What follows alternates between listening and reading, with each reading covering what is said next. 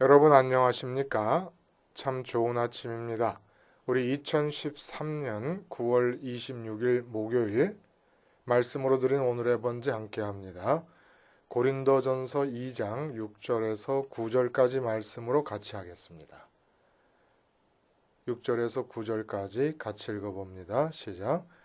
그러나 우리가 온전한 자들 중에서는 지혜를 말하노니 이는 이 세상의 지혜가 아니요 또 이 세상에서 없어질 통치자들의 지혜도 아니요 오직 은밀한 가운데 있는 하나님의 지혜를 말하는 것으로서 곧 감추어졌던 것인데 하나님이 우리의 영광을 위하여 만세 전에 미리 정하신 것이라.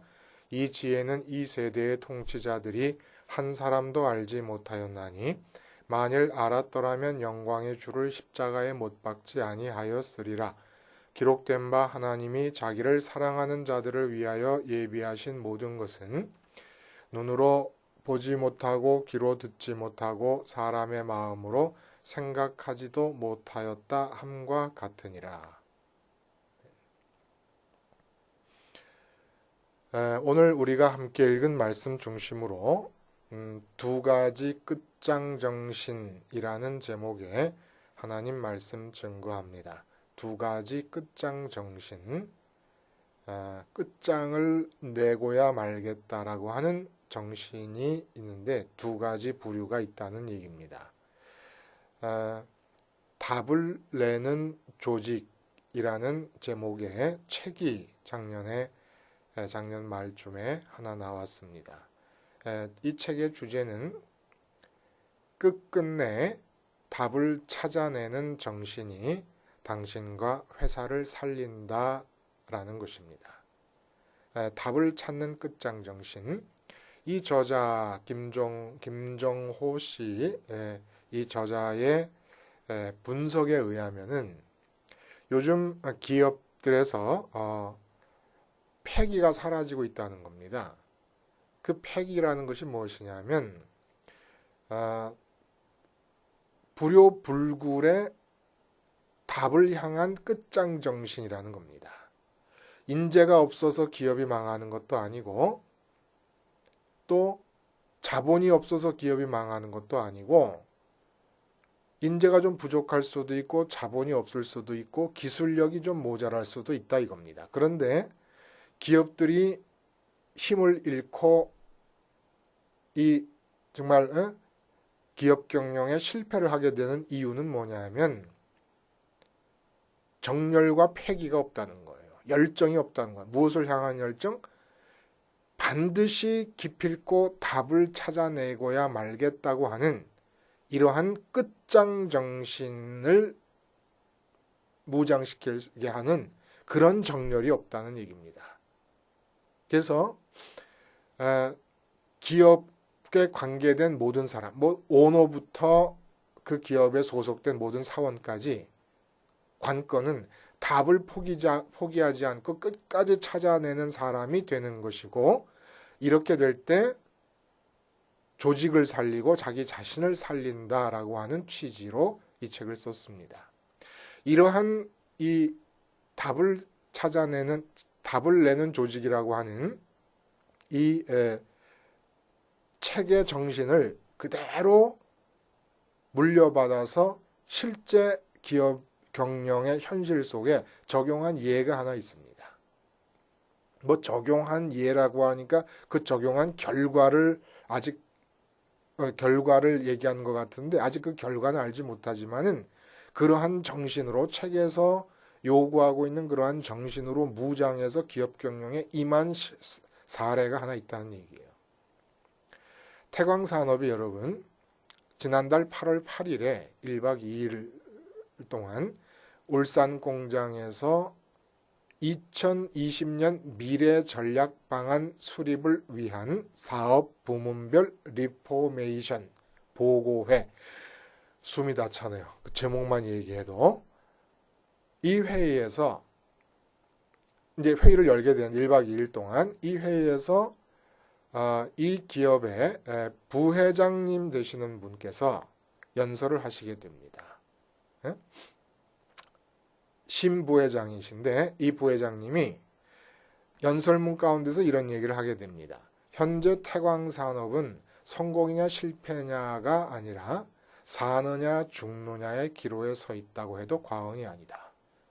그만큼 태광산업의 지금 현재 상태가 어렵다는 얘기를 반영하고 있죠. 참 비장한 얘기입니다.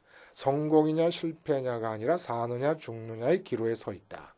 왜 이런 말씀을 하시냐면 지난해에 372억 원의 적자를 봅니다. 그리고 올해 1분기만 해도 140억의 적자를 봤습니다.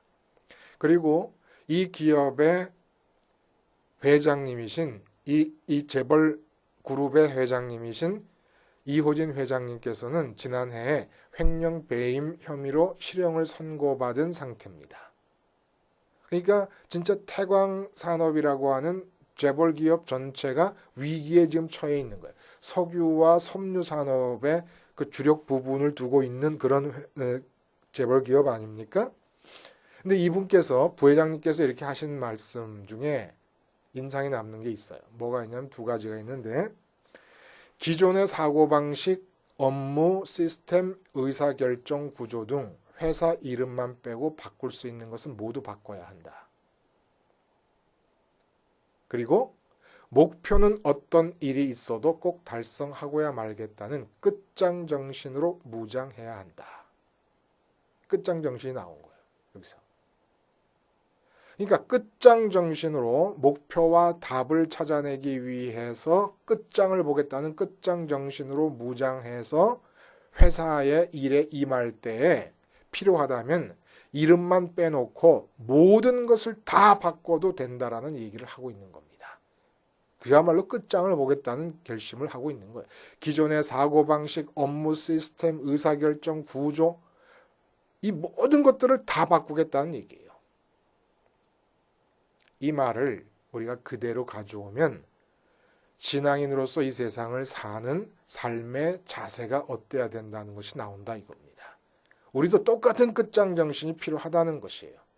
그리고 이름만 빼고 다 바꿔도 다 바꾸자고 하는 필요하다면 다 바꾸자고 하는 이 태광산업의 부회장님의 말씀처럼 우리도 이름만 빼고는 다 죽여야 합니다. 어차피 내 몸이 살아있는 한 이 몸에 붙어있는 내 이름은 죽을 수는 없어요. 그리고 내 이름과 아울러 신분, 내가 예를 들어서 내가 아버지라 합시다. 그러면 아버지라는 이름은 죽을 수는 없어요. 그러나 아들과 딸에 대한 관계에서 아들 문제와 딸 문제에 대해 답을 내려고 하는 모든 마음가짐을 다 끝장을 내버려야 된다 이겁니다. 세상 사람들은 끝장 정신으로 무장해서 끝까지 자기가 느끼는 문제에 대해서 자기가 답을 내겠다는 결심으로 끝장 정신으로 무장하는데 우리 신앙인의 끝장 정신은 내 이름과 신분만 빼놓고는 신분은 관계에서 주어지는 것이니까 이 관계가 없어지지 않는 한 뭐 없을 수도 없는 거 아니겠습니까? 단지 그 관계에서 주어지고 있는 내 신분의 명칭만 놔두고는 이 세상에서 내 마음이 관심을 가져야 되는 모든 관계에 대해 끝장을 내겠다는 끝장 정신으로 십자가를 붙들어야 된다 이겁니다.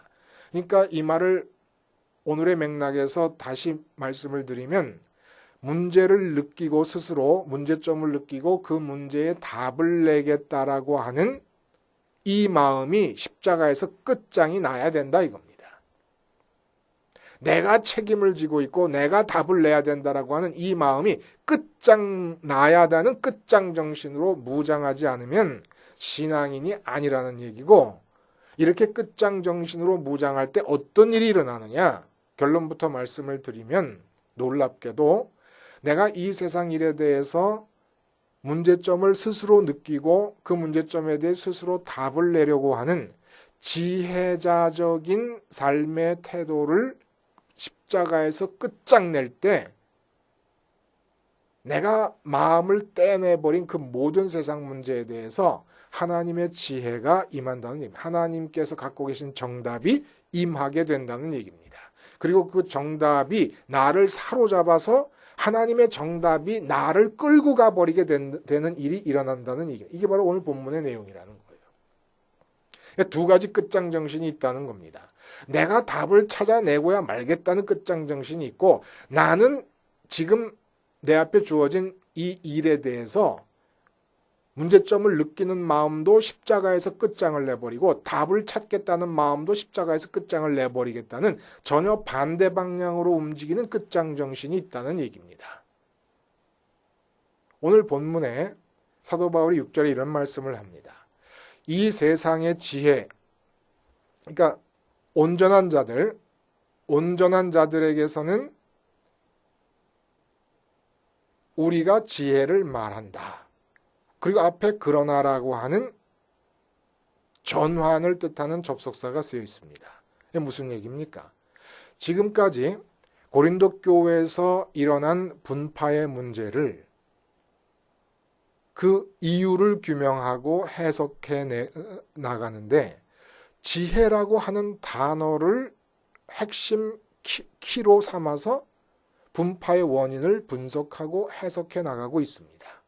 지혜. 그러니까 근본적으로 지혜를 추구하는 삶의 태도가 이 세상 사람들의 태도인데, 그 태도가 교회 안에서도 계속 유지되고 있었기 때문에 분파가 일어난 것이다. 그 지혜라는 것은 뭐냐? 내게 당면한 문제들에 대해서 나 스스로 문제점을 느끼고 답을 찾아내려는 문제의식을 말하는 것이다. 그래서 2장 앞에 부분에서는 어떻게 얘기를 했느냐 하면, 그러한 삶의 태도에 대해서 정반대 입장에 서는 것이 참 신앙인의 삶의 태도인데, 오직 그리스도만을 알기로 작정하는 마음가짐이다 라는 이야기를 하게 됐습니다. 그리스도가 십자가에서 못 박히신 것 외에는 알지 않기로 작정한 이유가 뭡니까? 인간들이, 세상 사람들이 문제의식을 가지고 답을 추구하는 그런 삶의 태도 속에서는 자꾸 죄악이 원죄가 되살아나고 있다는 얘기입니다. 그러니까 지금 내게 주어진 이 세상의 문제에 대해서, 이 땅의 문제에 대해서 내가 문제점을 느끼고 거기에 반응하면서 더 나은 개선점을 찾기 위해 답을 추구하는 이러한 삶이 바로 죄악된 삶이고, 그리고 사람들은 그렇게 함을 통하여 지루함과 식상함과 익숙함으로부터 벗어나서 새로움을 추구하는 삶을 사는데, 진정한 새로움이라고 하는 것은 하늘로부터 내려오는 것이고, 그 하늘로부터 내려오는 새로움이라는 것이 실제로 우리에게 경험될 수 있기 위해서는 그리스도의 십자가밖에 답이 없다는 얘기를 오늘 본문에 해주고 있는 거지요. 여러분, 여기서 온전한 자들 중에서 지혜를 말한다는 얘기에서 지혜를 여러 주석서에서는 앞에서 말씀드린 십자가에 달린 그리스도의 십자가가 하나님의 지혜요 하나님의 능력이다라고 하는 말을 그대로 받아와서 주님이 십자가에 달리신 것을 지혜로 생각을 합니다. 그게 하나님의 지혜인 건 맞는데, 오늘 이 본문 6절과 9절에서 말하고 있는 지혜는 그 십자가에 달린 그리스도를 말하는 게 아닙니다. 왜냐하면 앞에 우리가 온전한 자들이라고 했잖아요. 이 온전한 자들이 어떤 사람이냐면, 주님이 십자가에 달린 것만을 알기로 작정하고 십자가에서 주님과 함께 죽은 자들을 말하는 것입니다. 이게 온전한 자들이에요. 그러므로 그리스도가 십자가에 못 박히신 사건은 이미 온전한 자들이 되기 위해서 다 지금 이 적용이 되고 있는 겁니다. 그러니까 이렇게 말하면 돼요. 그리스도 십자가에서, 그러니까 하나님의 지혜이신 십자가에 달린 그리스도와 연합하여 십자가에서 죽은 자들에게는 우리가 이제까지는 세상의 지혜가 죄악의 결과요 분파를 일으키는 원인이라고 말을 해왔지만 지혜를 말할 수 있다. 어떤 사람들에게는 마음이 하나님의 지혜이신 그리스도 십자가에 연합돼서 세상에 대해 죽은 온전한 사람들 중에서는 이 세상에 대한 문제에 대해서 정답이 무엇이냐라는 얘기를 할 수 있다 이 얘기입니다. 이제까지는 그렇게 정답을 세상 문제에 대해서 찾는 것 때문에 분파가 생겼고, 세상 문제를 찾는 그 지혜를 추구하는 마음가짐이 십자가만을 아는 그 길과는 정반대의 길이라는 걸 얘기했는데, 지금 갑자기 세상에 대해서 지혜를 얘기하는 것, 이 세상 문제에 대한 정답을 얘기하는 건 얼마든지 가능하다는 얘기로 확 돌아서 버립니다. 단 온전한 자들에게 있어서, 십자가에서 주님과 함께 온전히 죽은 자들에 있어서 그 지혜가 가능하다는 얘기예요. 그러니까 여기서 말하는 하나님의 지혜는 여러분 무엇입니까? 내 인생, 이 땅 위에서 진행되는 내 삶의 모든 순간에 대한 정답을 말하는 것입니다.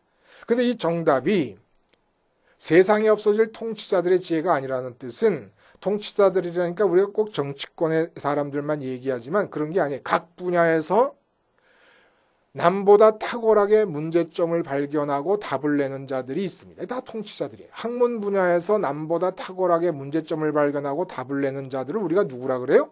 석학이라고 얘기합니다. 대학자라고 얘기해요. 그들이 그 학문의 세계를 통치하는 것입니다. 경제 분야에서 탁월하게 문제점을 발견하고 답을 찾아낸 사람들이 이게 누굽니까? 기업의 대경영주의, 혁신, 기업을 혁신시키는 기업 경영의 대가들이죠. 그들이 기업에 속한 모든 사람들을 통치해 나가는 것입니다. 정치적 분야에서 문제점을 발견하고 탁월하게 답을 발견해낸 사람들이 누굽니까? 그 사람들이 바로 정치권의 리더들이고 대통령 되고 장관 되고 국회의원 되는 사람들입니다. 근데 이 사람들이 죽어도 모르는 것들이 있다는 얘기예요. 그러니까 아무리 우리가 당면한 문제에 해당되는 그런 전문가들에게 상담을 해도 얻지 못할 답이 있는데, 그게 뭐냐면 하나님께서 답을 갖고 계신다는 얘기예요. 우리 이 땅 위에서의 삶의 모든 순간에 우리에게 당면하게 되는 모든 상황과 모든 문제에 대해서 하나님이 답을 갖고 계신다는 얘기입니다. 정답을. 그것도 언제? 만세 전에.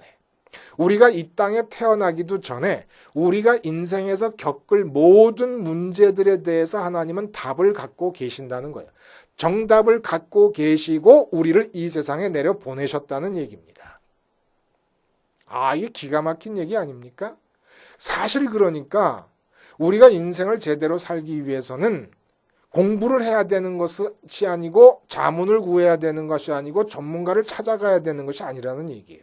온전한 사람들이 된다 그러면 온전하게 십자가에서 죽되 끝장 정신으로 죽는 겁니다. 내가 아주 이 세상에 대해서 내 마음이 아주 끝장나게 죽어버리겠다고 결심하고 끝장나게 죽어버리면 어떤 일이 일어나냐면, 만세 전에, 내가 태어나기도 전에 내가 당할 모든 일을 미리 알고 계시던 하나님께서 내 인생의 모든 순간에 대한 정답들을 우리에게 가르쳐 주신다는 얘기예요. 왜 이런 일을 하시냐? 8절에 보면 이 지혜는 이 세대의 통치자들이 한 사람도 알지 못하였나니, 이 말씀은 아까 말씀대로 제 분야의 1등 전문가들이 결코 답을 줄 수 없는 내 인생 문제에 대한 정답이라는 뜻입니다. 아무도 몰라. 오직 내 인생에서 내가 당면하는 문제에 대한 정답은 하나님만이 알고 계시는 거야. 똑같은 경제 문제를 당해도 이 경제 문제에서 내가 앞으로 나아갈 수 있는 방향은 마치 원주 안에 점을 하나 찍은 것과 똑같다는 얘기예요. 그 점 안에 내가 있고 원주 안에 있는 점이 내가 있는 현재 상황이고, 내가 나갈 수 있는 방향은 원주 위에 있는 점, 수많은 점을 잇는 그 모든 선이 방향이 될 수 있다. 그러니까 무한한 방향이 있는데, 세상의 전문가들이 말해주는 방향, 부모가 말해주는 방향, 자식에 의해서 자극받아서 찾을 수 있는 방향, 여러 가지 방향이 있는데 최선의 방향을, 정답을 하나님만 알고 계신다는 얘기입니다. 그럼 우리가 어떻게 살아야 되겠습니까? 어떻게? 답이 나오는 거 아닙니까? 그리고 8절에 나머지 영광의 주를 십자가에 못 박지 아니하였으리라. 이 사실을 알았다면, 하나님께 정답이 있다는 사실을 알았다. 왜 그래요? 온전히 된 자들에게만 이 답이 주어지니까. 그 온전히 된 자들이 누굽니까? 십자가에서 주님과 함께 연합해서 이 세상에 대해서 끝장 정신을 가지고 내가 아주 이 세상에 대한 나의 마음, 이 세상에 자꾸 마음이 뺏기는 이 상태를 끝장내게 죽여버리겠다라고 하는 끝장 정신을 갖고 있는 사람들에게 만세 전부터 감춰졌던 하나님의 정답이 주어진다는 얘기입니다. 근데 그 주어지는 정답이 7절에 우리의 영광을 위해서 만세전에 준비하셨다는 거예요. 우리의 영광을 위해서라는 뜻이 무엇이겠습니까? 하나님의 영광을 위한다는 말씀을 우리는 이렇게 해석해 왔습니다. 하나님께서 내 마음에서 1등이 되실 때, 그러니까 내 마음의 관심의 우선순위에서 1등이 되실 때, 그게 뭐 사업도 아니고 내 자식도 아니고 내 아내와 남편도 아니고 내 건강도 아니고 심지어는 내 목숨보다도 먼저 하나님이 내 마음에 관심이 되실 때 하나님이 1등 하신 거 하나님의 영광이 돌아간다 그랬어요. 마찬가지로 우리의 영광도 우리가 1등 한다는 얘기입니다. 우리가 1등 하게끔 하시기 위해서 우리의 삶이 1등이 되게끔 하시기 위해서 하나님은 우리가 태어나기도 전에 우리 인생의 모든 순간에 대한 정답을 갖고 계셨다 이겁니다. 그럼 우리가 1등 한다는 것은 무엇을 말하는 것일까요? 옆집에 사는 김집사보다 내가 앞선다는 얘기일까요? 돈 더 잘 벌고 더 건강하게 더 자녀가 잘 되는 것, 이 세상식의 가치 기준으로 그런 것이 1등입니까? 아니라는 얘기입니다. 아까도 말씀드렸지만 원주가 있고 가운데 점이 있잖아요. 그 점과 원주상의 점을 잇는 선은 무한하게 많습니다. 그 중에서 어느 한 선이 최선의 선이냐 이거예요.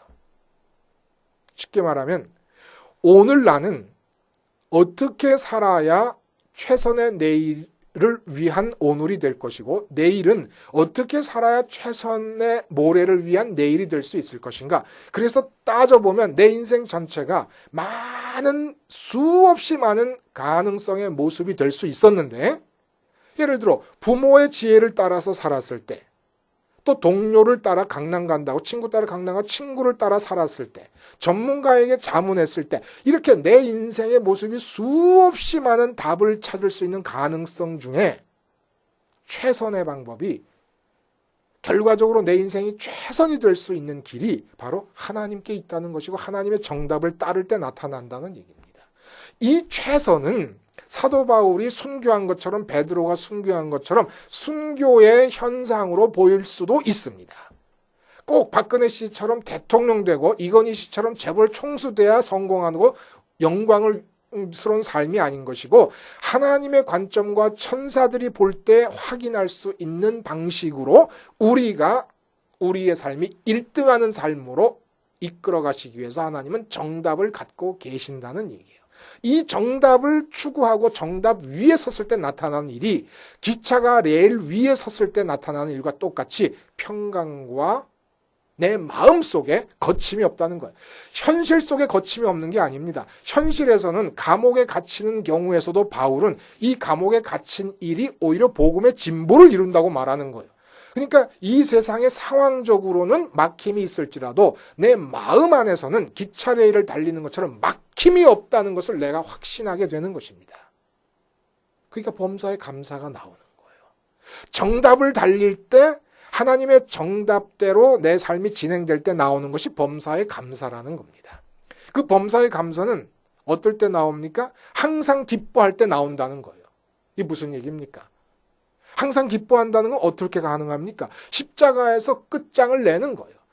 내 이 세상 내 삶에 대한 마음을 끝장을 내버린 답을 내겠다는 그 의식 자체를 끝장을 내버리고 마음을 완전히 하나님께 십자가와 부활의 주님, 승천하신 주님을 따라서 하나님 아버지께만 드리겠다고 결심을 하고 세상에 대해 끝장을 낼 때 내 마음이 항상 기쁩니다. 내 마음이 항상 기쁘고 하나님 때문에 천국 때문에 항상 기쁘. 왜냐하면 이 땅에는 상관이 없으니까. 이 땅의 조건과 상관없이 마음이 하늘에서 기쁘고 있으니까 항상 기쁠 수가 있죠. 이렇게 항상 기쁘고 있을 때에 이 세상 모든 일들은 하나님이 만세 전에 태어나기도 전 내가 태어나기도 전에 내 삶의 순간순간에 대해서 정하신 답대로 이끌어져 가는 것이기 때문에 감사하면 된다 이겁니다. 그 현상은 감옥에 들어가는 것처럼 보일 수도 있고 매를 맞는 것처럼 보일 수도 있고 다른 사람 눈에 실패처럼 보일 수도 있고 내가 지금 가난한 모습으로 보일 수도 있어서 동서가 나를 우습게 보는 상황이 됐을 수도 있지만 내 마음에 항상 기쁨이 유지되고 있다 그러면 그래서 온전한 자 6절에서 말하는 온전한 자가 되어 있다 그러면 내가 답을 찾아서 사는 것이 아니라 하나님의 답이 나를 이끌어가고 계시는 것이기 때문에 우리는 범사에 감사해도 된다 이겁니다. 왜냐? 하나님의 정답대로 가는 것이니까. 하나님의 정답대로 간다는 것을 내가 어떻게 압니까? 항상 기뻐하고 있는가를 보는 것이고, 항상 기뻐하려면 주님의 십자가에서 이 세상에 대한 나의 관심과 마음을 끝장내야만 하는 것입니다. 세상에 대한 마음이 끝장날 때 세상에 대한 하나님의 정답이 나를 이끌어 가시면서 내 입에서 범사에 감사하도록, 감사하지 않으면 못 견디도록 만들어 버리시는 것이지요. 두 가지 끝장 정신이 있습니다. 내가 당면한 문제에 대해 문제점을 느끼고 답을 찾아내는데 끝장을 내겠다는 끝장 정신이 있고, 이거는 원죄에 먹혀버린 상태고, 죄악에 먹혀버린 상태고, 내가 답을 찾고 싶은 마음, 이 세상에 대한 책임의식, 이 모든 것, 이 세상에 대한 사랑, 이 모든 것을 십자가에서 끝장내고, 십자가에서 끝장내야 돼요. 십자가에서 끝장내지 않으면 체념이고 포기고 매너리즘입니다.